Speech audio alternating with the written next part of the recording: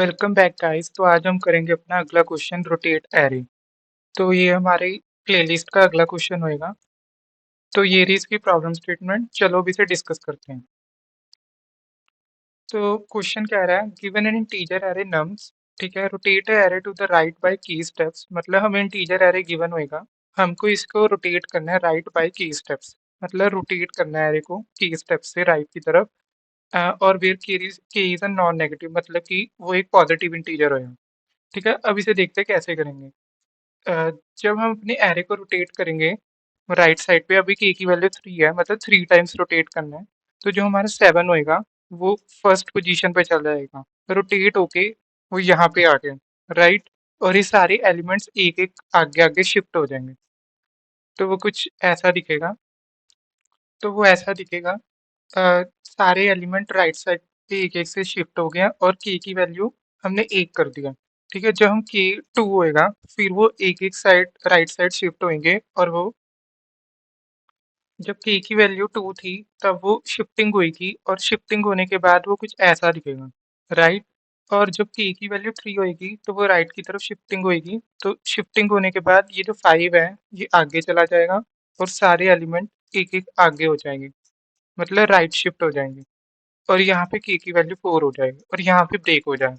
तो ये हमारी अप्रोच, मतलब समझने का तरीका रहेगा कैसे हमें इसे सॉल्व करना है। और इसके ये ब्रूट फोर्स ही है, इसको ध्यान में रखते हुए हम इसको कोड भी कर सकते हैं। तो चलो अब इसकी ब्रूट फोर्स डिस्कस करते हैं।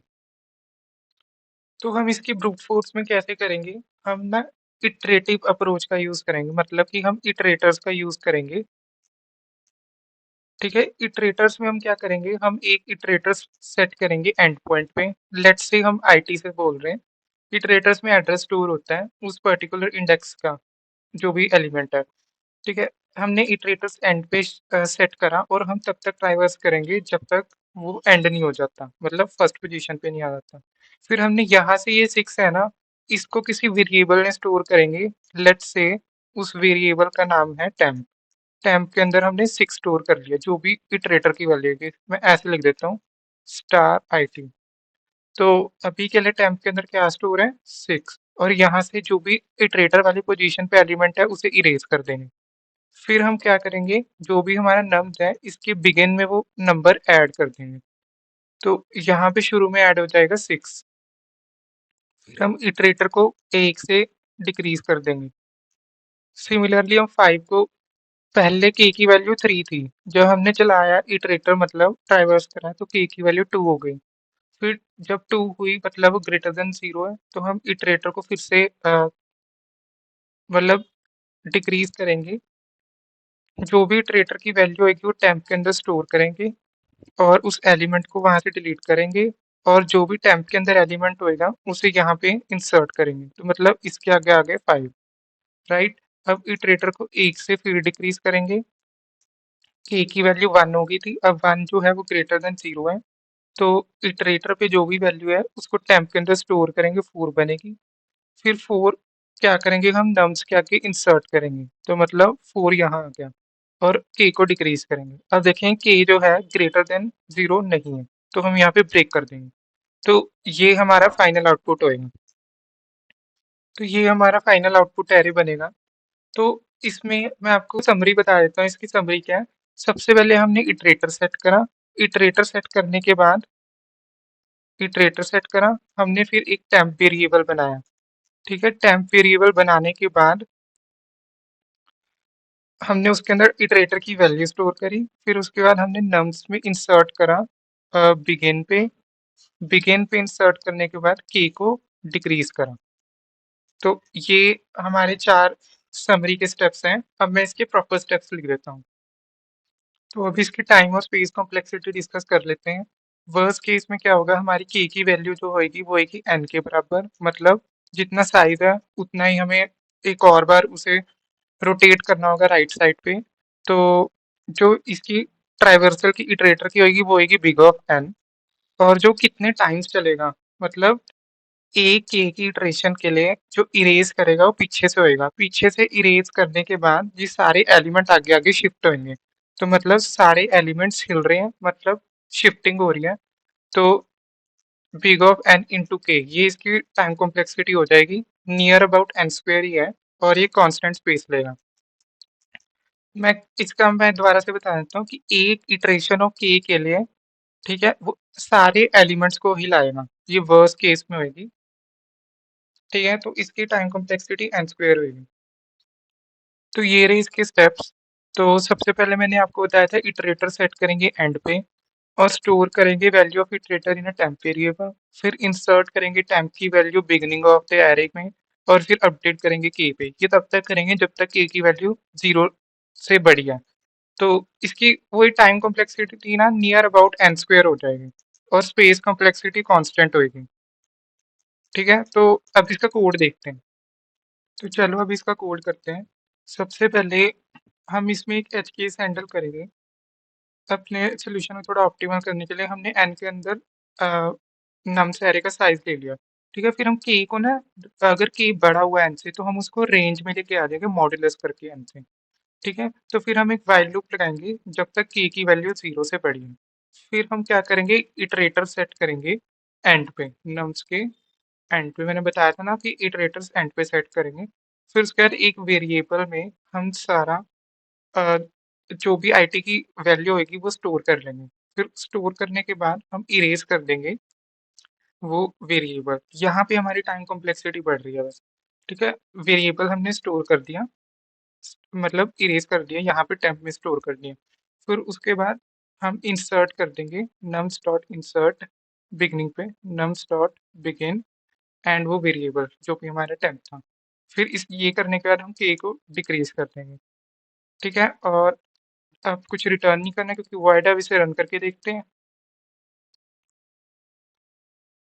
और एक्सेप्ट हो गया, अब सबमिट करते हैं। हमारी टाइम कॉम्प्लेक्सिटी सिर्फ इरेज पे बढ़ रही है। और आप एरर देख सकते हो, क्या एरर नहीं, सिर्फ वार्निंग है कि टाइम लिमिट, सारे टेस्ट केसेस पास हो गए बट टेस्ट केसेस पास हो गए बट टू लॉन्ग। तो अब इसका ऑप्टिमल सोल्यूशन देखते हैं कैसे करेंगे। तो अब इसका ऑप्टिमल अप्रोच देखते हैं। ऑप्टिमल अप्रोच हमारा यूज होएगा रिवर्स फंक्शन के थ्रू। मतलब कि काइंड ऑफ मैं बता देता हूँ।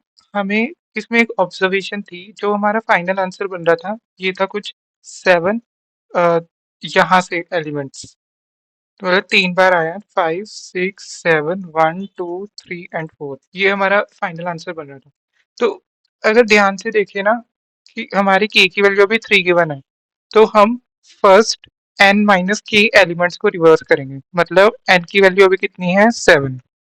एन माइनस के कितना होएगा, 7 माइनस 1 मतलब 3, कितना हुआ, 4। तो फर्स्ट 4 एलिमेंट्स को रिवर्स करेंगे, तो ये वाले आके 4। तो रिवर्स करने के बाद क्या बनेगा, ये रिवर्स करने के बाद बनेगा 5 4 3 2 एंड 1। और सॉरी, तो रिवर्स करने के ये रे 4, 5 नहीं आएगा, तो ये बना। और फिर बचे हुए 3 के लिए भी हम रिवर्स करेंगे। मतलब फर्स्ट एन माइनस के लिए हम रिवर्स करेंगे, और नेक्स्ट एन माइनस के प्लस 1 से एंड तक हम रिवर्स करेंगे। ठीक है, और ये बनेगा 7 6 5। और फिर हम पूरे एरे को दोबारा से रिवर्स करेंगे, 6 7 1 2 3 एंड 4। और आप देख सकते हो जो हमारा फाइनल आउटपुट है वो मैच कर रहा है। तो आप इसके लिए खुद का भी रिवर्स फंक्शन लिख सकते हो। ठीक है, खुद का भी रिवर्स फंक्शन लिख सकते हो, बट मैं बोलूंगा आपको, आप प्रेफर करना इनबिल्ट फंक्शन। इनबिल्ट फंक्शन कहाँ से आएगा, एसटीएल के थ्रू। आप वो यूज करना क्योंकि वो ऑप्टिमल लिखे होते हैं। तो फर्स्ट एन माइनस के को रिवर्स करा, यहाँ पे टाइम कॉम्प्लेक्सिटी, मैं वर्स्ट केस में बोलूँ तो अगर के की वैल्यू एन है, फर्स्ट के एलिमेंट्स, मतलब अगर के की वैल्यू एन हुई, तो फर्स्ट की एलिमेंट्स मतलब first n elements, n elements मतलब सारे सारे एलिमेंट्स को रिवर्स करने time complexity big of n. और अगर सारे को रिवर्स कर दिया तो लास्ट के जो होंगे एन माइनस के प्लस 1 से अगले एलिमेंट्स, वो तो कुछ होंगे ही नहीं। तो मतलब इसकी जो पहले रिवर्सल की होएगी, ये वाले रिवर्सल की, इसकी जो टाइम कॉम्प्लेक्सिटी होएगी वो होएगी बिग ऑफ एन। और जो हम लास्ट में सारे एलिमेंट्स को रिवर्स कर रहे हैं, ऑल एलिमेंट्स को, ठीक है, इसकी जो टाइम कॉम्प्लेक्सिटी होएगी बिग ऑफ एन। तो नियर अबाउट जो हमारी टाइम कॉम्प्लेक्सिटी बनेगी वो बनेगी बिग ऑफ एन, और इसमें हमने कोई स्पेस नहीं यूज करी तो हमारी स्पेस हो जाएगी इसमें कांस्टेंट। तो हमने इसको क्या देखा कि हमने एक रिवर्स फंक्शन के थ्रू एक ऑब्जर्वेशन थी और उसके थ्रू हमने रिवर्स करा। तो अब मैं इसके स्टेप्स लिख देता हूँ। तो अब इसके स्टेप्स डिस्कस कर लेते हैं। तो हमारे फर्स्ट स्टेप जो है रिवर्स करना। तो अब इसके स्टेप्स डिस्कस कर लेते हैं। हमारा पहला स्टेप है हमें रिवर्स करना है फर्स्ट n माइनस के एलिमेंट्स को। तो इसका एक ना कैच है। कैच क्या है, मान लो हमारे पास एलिमेंट्स है 1 2 3 4 5 6 एंड 7। ठीक है। फर्स्ट के एलिमेंट्स मतलब के की वैल्यू 3 है और n की वैल्यू इसमें 7 है। n माइनस के एलिमेंट्स कौन से होंगे, 7 - 3 कितना हुआ, इस केस में 4 हुआ। तो फर्स्ट n माइनस के element in zero base indexing के अकॉर्डिंग ना ये 0 1 2 एंड 3 एंड 4 यहाँ तक रिवर्स होएंगे। तो मतलब देखा जाए तो 4 - 1 3 यहाँ तक चला है। और ये मैंने आपकी अंडरस्टैंडिंग के लिए लिखा था +1। एक्चुअल में हमें चलाना है n माइनस के से एंड तक। पहला चलेगा 0 से n माइनस के तक। ठीक है, पहला रिवर्स। दूसरा रिवर्स चलेगा हमारा n माइनस के से एंड तक। समझे कि ये जो लास्ट वाला होता है ये प्रॉपर लास्ट इंडेक्स तक नहीं चलता है, उससे एक पिछले इंडेक्स तक चलता है, और ये वाला उस इंडेक्स से चलता है। दैट्स वाई ये n माइनस के ये वाला इंडेक्स है फोर्थ। ठीक है, और वो एंड तक। फिर उसके बाद इस ये वाला स्टेप हो गया, लास्ट स्टेप में हमें सबको रिवर्स कर देना। तो जैसा कि मैंने बताया था इसकी time complexity big of n बनेगी और स्पेस कांस्टेंट होगी। तो अब इसका कोड डिस्कस करते हैं। तो सबसे पहले तो हम एक अपना जो ऑप्टिमल कोड के लिए वो एच की से हैंडल कर लेते हैं कि अगर के की वैल्यू बड़ी होती है एन से तो हम उसको विद इन द रेंज में लेके आ जाएंगे एन की। ठीक है, फिर हम क्या करेंगे, रिवर्स करेंगे। मैं इनबिल्ट एसटीएल का यूज कर रहा हूँ। नम्स डॉट बिगिन से लेके nums dot begin plus n minus k तक। ठीक है, मैंने आपको बताया था एक इंडेक्स कम तक चलता है। फिर हम अगला रिवर्स लगाएंगे जो कि चलेगा नम्स डॉट बिगिन से लेके नम्स प्लस एन माइनस के, और जो कि एंड तक चलेगा नम्स डॉट एंड। ठीक है, ये सेकंड स्टेप भी हो गया, और लास्ट स्टेप में हम पूरे एरे को रिवर्स करेंगे नम्स डॉट बिगिन से लेके नम्स डॉट एंड तक। और बस यही था, अब इसको रन करते हैं और आप अपना खुद का भी रिवर्स फंक्शन लिख सकते हो। सबमिट करके देखते हैं, और ये सक्सेसफुली पास हो गए। तो ये थी इसकी टाइम और स्पेस कॉम्प्लेक्सिटी, और ये था इसका ऑप्टिमल सोल्यूशन। तो अब हम अगली वीडियो में मिलते हैं।